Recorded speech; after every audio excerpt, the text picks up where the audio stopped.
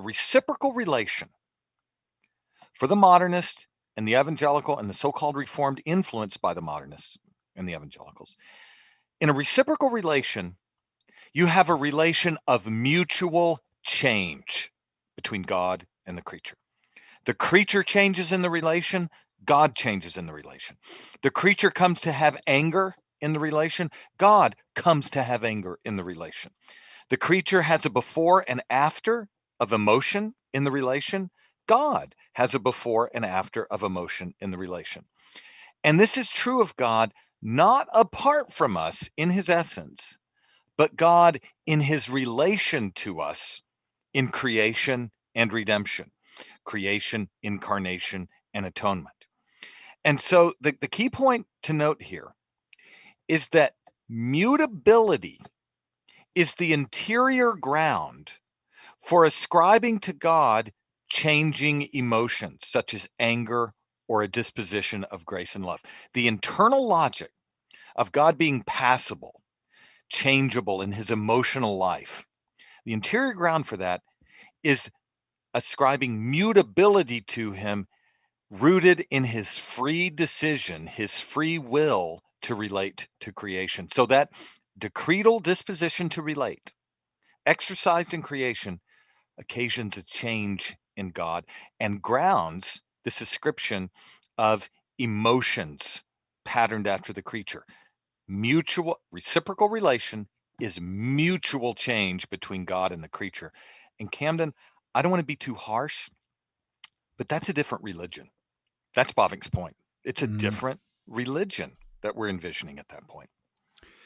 Now, this doesn't prevent or certainly preclude the notion that we have a real, genuine relationship with God. Obviously, I mean, maybe it's not obvious, but when sometimes people hear these affirmations or these commitments of classical theism, and they just automatically conclude, well, then that means that I'm just like reaching out to this being that's not reaching back out to me.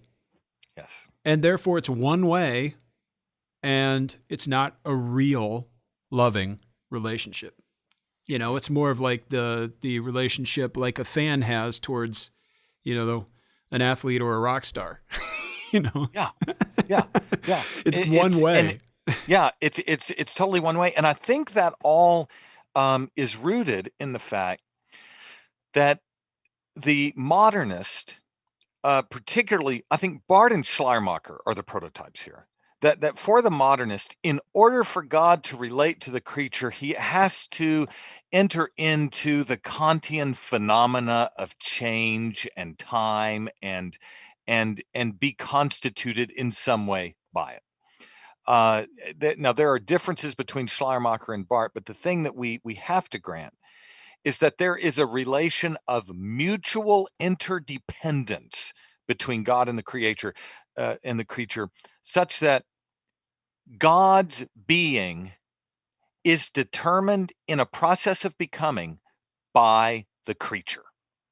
So if the creature is related to God, God is changing in his relation to the creature, just as the creature is changing in relation to God. And a couple of ways that this got into the more evangelical and reformed world, I think, is through the work of Barth and Schleiermacher. James Dorner, in his book on immutability, gave it an influential expression.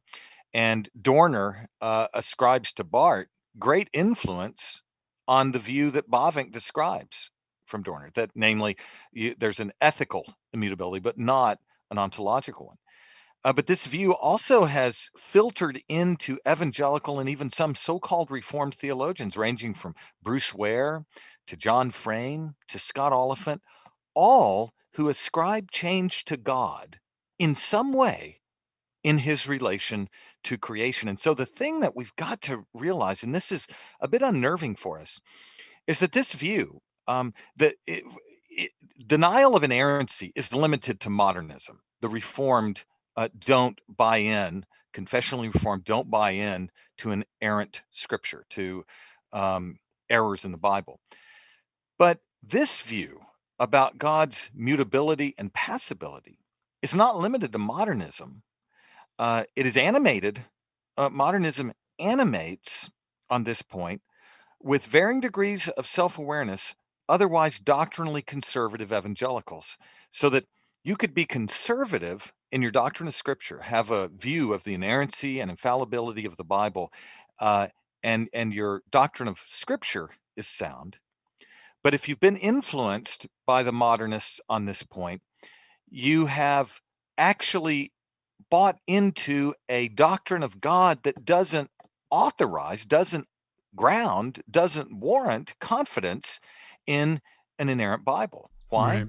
Because in the modernist evangelical coalition on this point, both have united in denying the unqualified immutability of God and have a God who is changing in relation to creation.